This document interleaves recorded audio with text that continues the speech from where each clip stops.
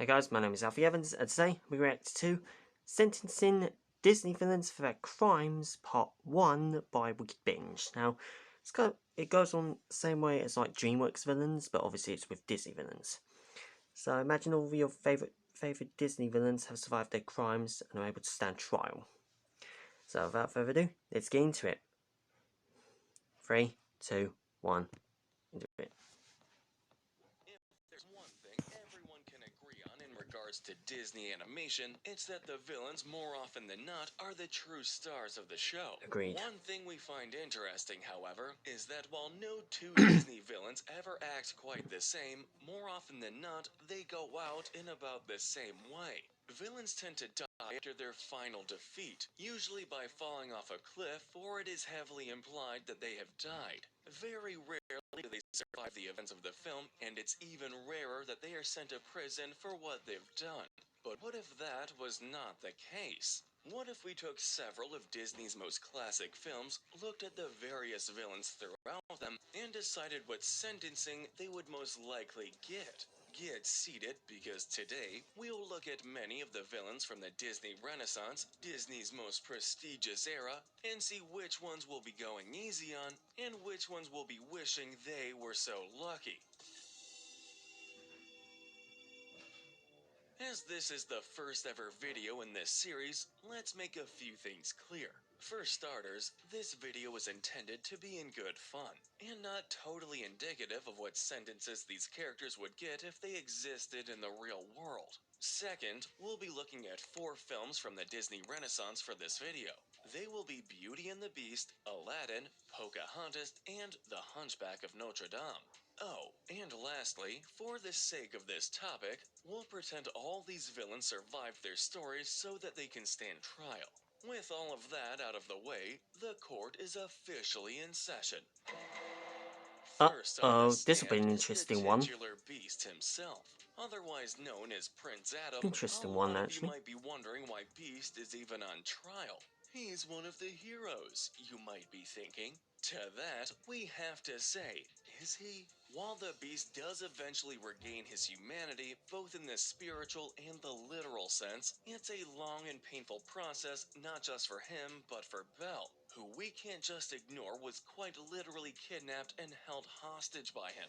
That's already one crime Beast has committed, but we can also get him for extortion as well, since he essentially forces Belle into a life of servitude. Prince Adam is also likely to be hit with a charge of abuse, not just for his relationship with Belle, but also for how poorly he treated the people he ruled over. If she doesn't eat with me, then she doesn't eat at all.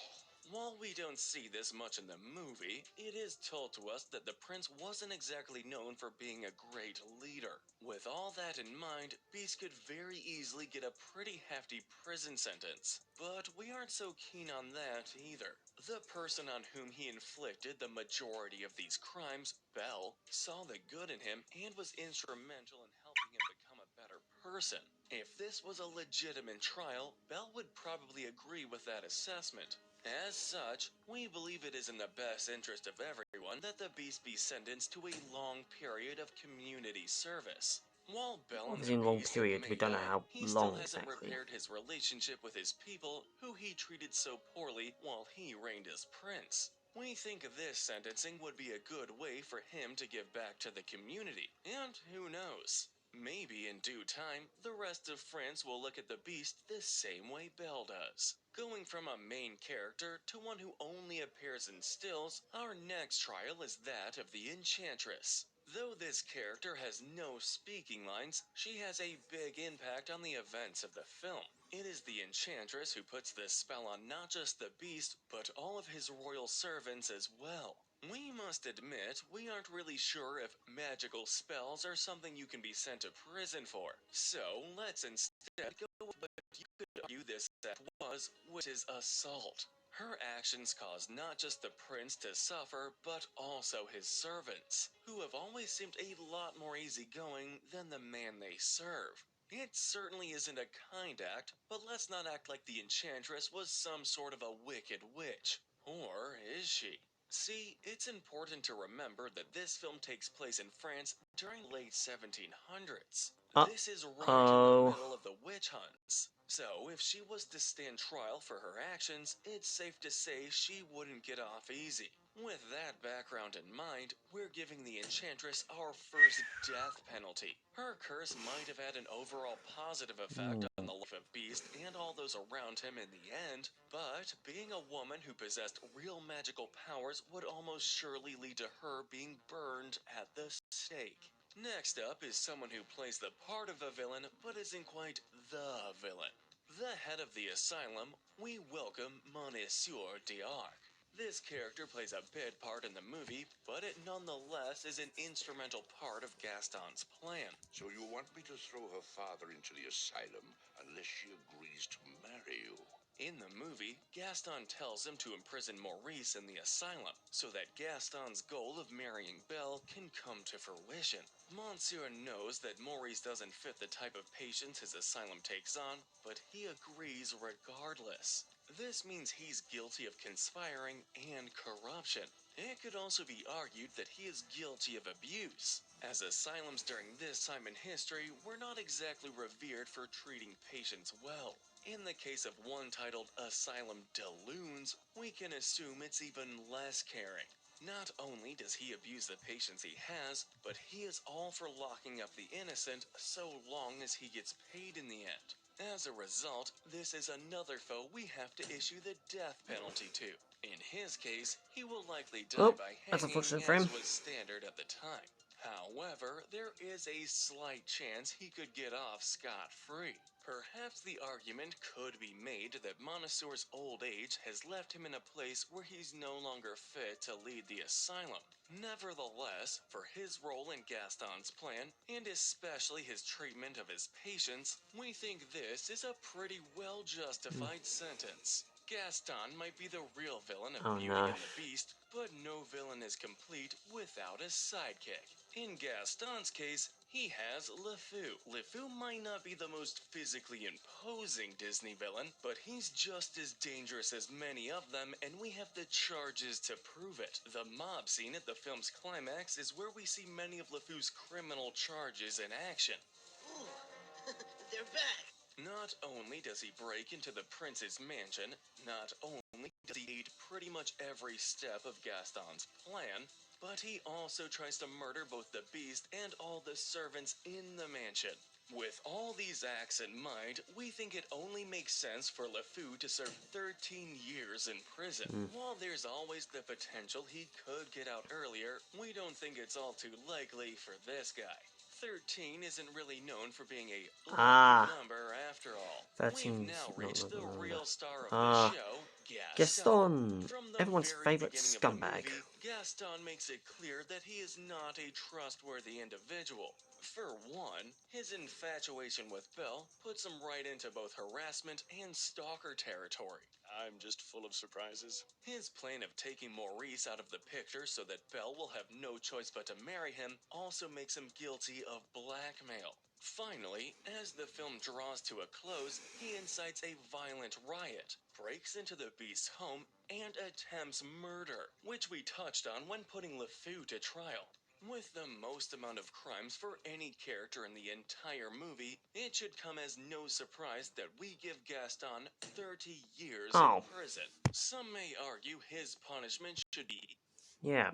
I think it should. I think it should be death. And like a lot of you guys are probably thinking, why is Gaston given 30 years whilst Monsieur DR is given the death penalty? Obviously, a lot. Obviously, I guess Monsieur was obviously abusive to his patients, so that's why he was given the death penalty. I guess. And I don't know why. I don't know why about Gaston. Even harsher, but we think Gaston could play the courts in his favor to get a less harsh Oh, sentence. He's a charismatic guy, as proven by how much the people adore him. At the we don't moment, care. however, a long time in prison We don't fits with care. the crimes Gaston has committed. I still As want to the see him song sentenced to goes, death, no one's slick hanging. as Gaston, no one's quick as Gaston, no one gets a jail sentence as bad as Gaston. We took a few creative liberties with the lyrics, okay?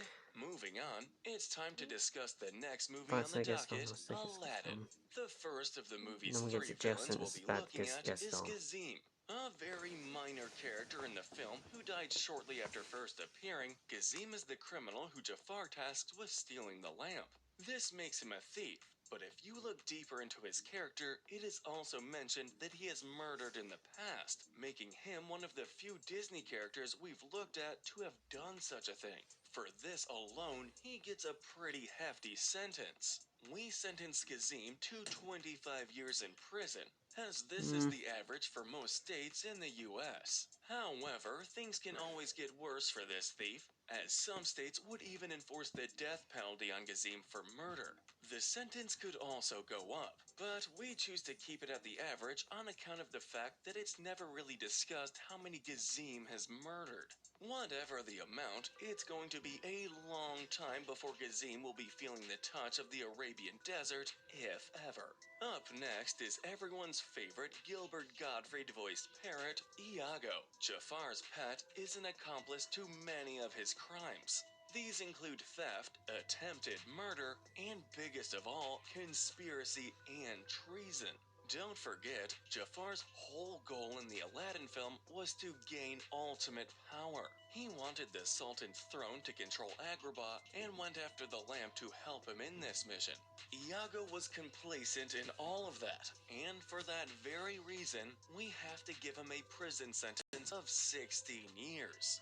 However, we think he could definitely get pardoned at some point after his sentence begins. Although it's up for debate how much the direct-to-video Disney sequels are considered legitimate canon, the Aladdin sequels show Iago undergo an arc where he becomes a hero, even going so far as to defeat Jafar. Besides, how bad could prison really be for a parrot?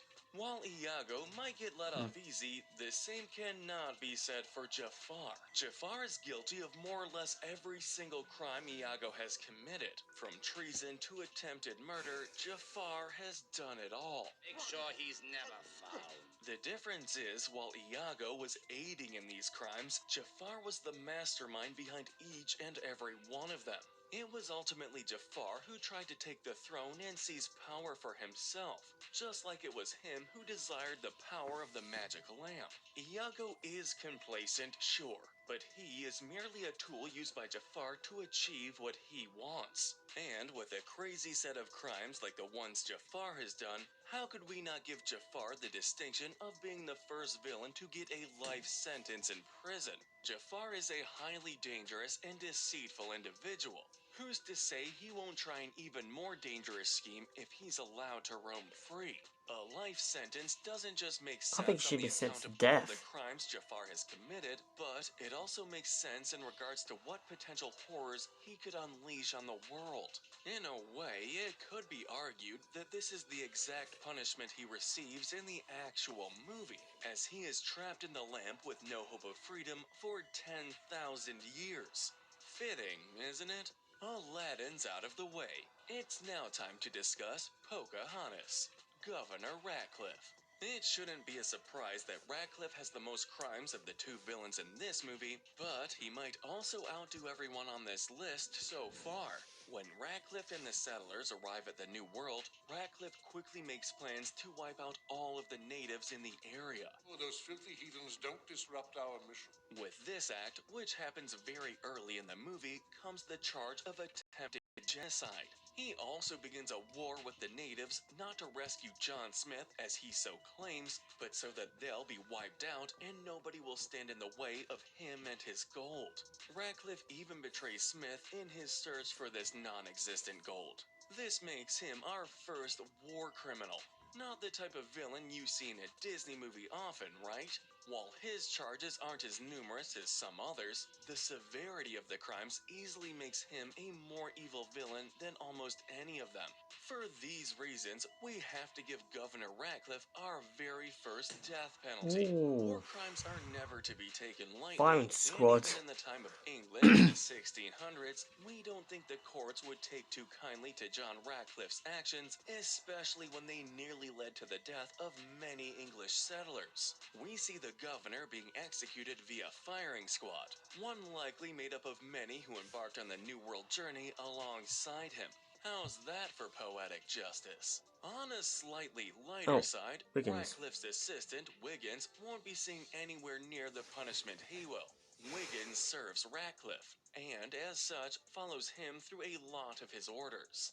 Oh, gift basket. Wiggins also plays a big part in Ratcliffe's plan to wipe out the natives, as he is the one who informs him that John Smith has been captured. However, he seems to sit out the conflict between the two sides and does not appear again until he actually helps the settlers load Ratcliffe onto a ship, showing that the assistant has had an apparent change of heart. This leaves us a bit torn. Wiggins does play a role in aiding and abetting Ratcliffe's war crimes, but he also does change for the better. Ultimately, we think Wiggins should serve 5 years in prison, but choose to pardon him. He's clearly changed for Might the as well just better, pardon and the him because settlers all welcome him with open arms. he's not We involved finally come to as the last Ratcliffe movie was. for today, The Hunchback of Notre Dame. There's only one villain in this movie, Oh, but in this case, we may have just saved the worst for last. Our final trial for the day, Judge Claude Frollo, now comes before the court. Really, what hasn't this guy done? In all of just it. the opening minutes of the movie, he murders a woman and nearly commits an act of infanticide. Though he takes on Quasimodo as his own, his relationship with him is incredibly abusive. Frollo's relationships with others are all horrible in their unique ways. 10 pieces of silver for the gypsy Esmeralda. He harasses Esmeralda, burns down buildings, and very nearly destroys all of Paris.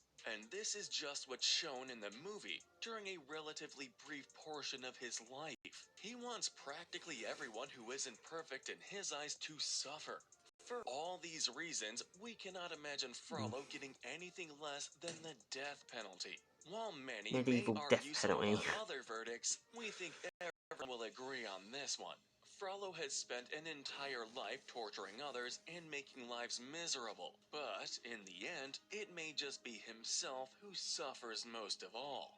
Hunchback of Notre Dame takes place during the Middle Ages, a time when this penalty was carried out through various ways of torture. He could be hung from the gallows, beheaded via guillotine, or boiled alive. Oh, Whatever the punishment, Frollo's last beheaded. moments will Uh, uh, undoubtedly be his beheaded. most painful. But let us know in the comment section if you agree with our list. And The only ones I don't agree with are Gaston and Jafar's punishments. I think Gaston should have gone life in prison without chance of parole, and as for Jafar, he should be given the death penalty.